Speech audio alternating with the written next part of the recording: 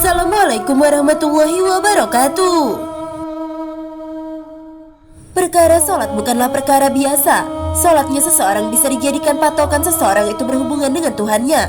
Sholat juga digunakan sebagai kriteria pasangan hidup. Ada banyak dalil yang membahas terkait sholat. Bahkan sholat juga digunakan sebagai ukuran kualitas hidup manusia. Jika sholatnya bagus, maka baguslah semuanya. Tapi semua itu tidak berlaku bagi seseorang yang masuk surga, namun tak pernah menunaikan ibadah itu.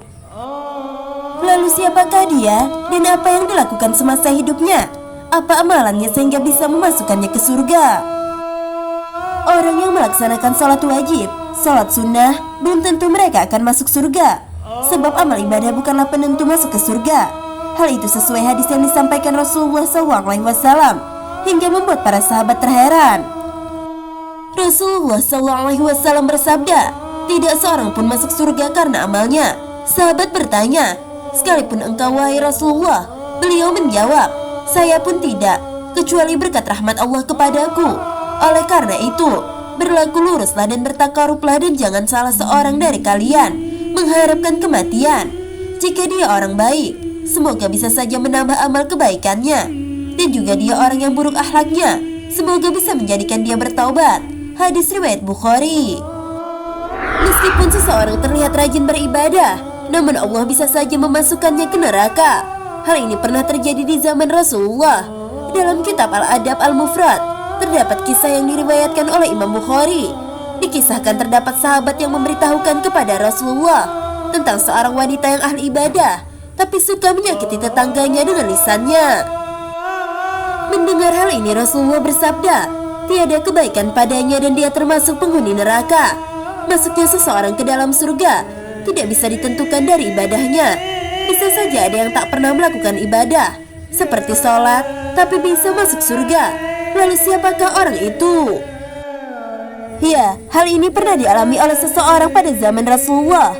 Orang tersebut merupakan Amr bin Sabit. Amr bin Sabit merupakan seorang laki-laki dari Bani Abdul Ashhal. Ia juga sering dipanggil dengan nama Amr bin Ukaisi dan Usairim. Amr bin Sabit pernah diajak memeluk Islam, namun ia menolak karena kaumnya. Kisah ini dikisahkan oleh Abu Hurairah radhiyallahu anhu dalam kitab Sirah An-Nabawiyah. Diceritakannya suatu ketika datanglah waktu perang Uhud. Amr bin Sabit bertanya, di mana anak-anak pamanku? Orang-orang pun menjawab di Uhud. Mendengar jawaban tersebut, Amr bergegas menggunakan baju besi perangnya, memacu kudanya lalu menyusul orang-orang menuju bukit Uhud.